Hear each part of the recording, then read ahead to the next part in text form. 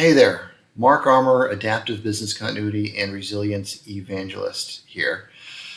Working to change the way business continuity and resilience are both perceived and practiced, and hopefully providing benefit and delivering value to the organizations that we serve.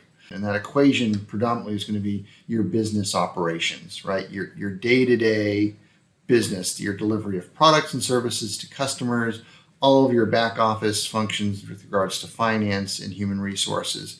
That all starts by really making the right decisions to set that strategy and establish what business objectives the organization wants to achieve. There's always the potential in our very volatile, uncertain world for unanticipated changes to occur, right? Or even for anticipated changes to result in unanticipated consequences and impact.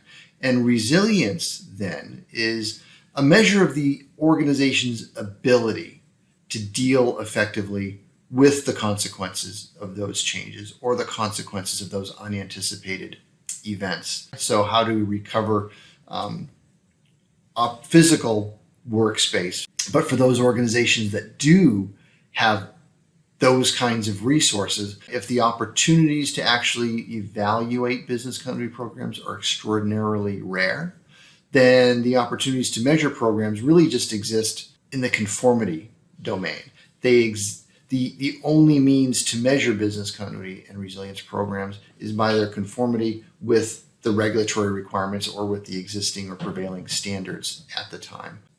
Now, this is not necessarily a way that's going to satisfy the regulators and the auditors, but it's a way that we can actually start to articulate the value and, I believe, actually start to demonstrate the value of business continuity and resilience.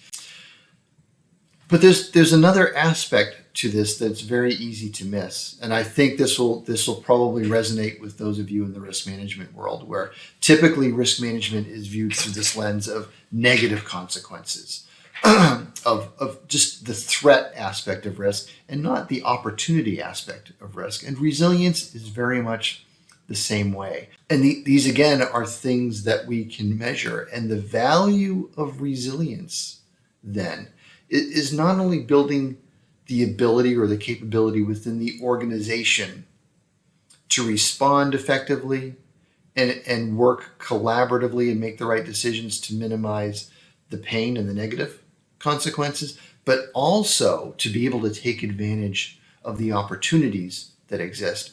So really, the scope of business continuity and resilience then becomes changes of any kind. But let's also acknowledge that there have been some benefits for some organizations out there.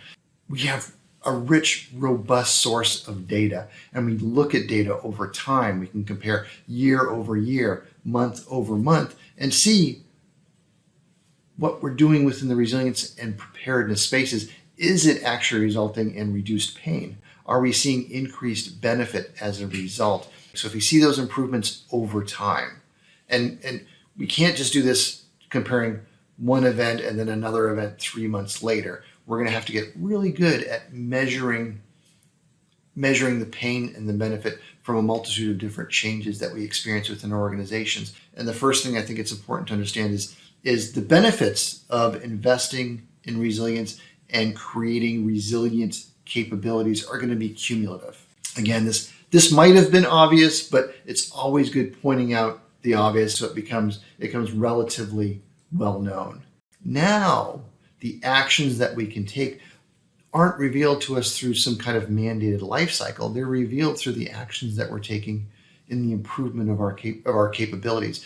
And last, but certainly not least, is my contact information. My contact information is mnjarmour@gmail.com. Feel free to message me on LinkedIn as well. Comment on any of the articles of mine that you happen to find out there. I am at BC_revolution. I will end on that. I certainly hope that I hear from you soon.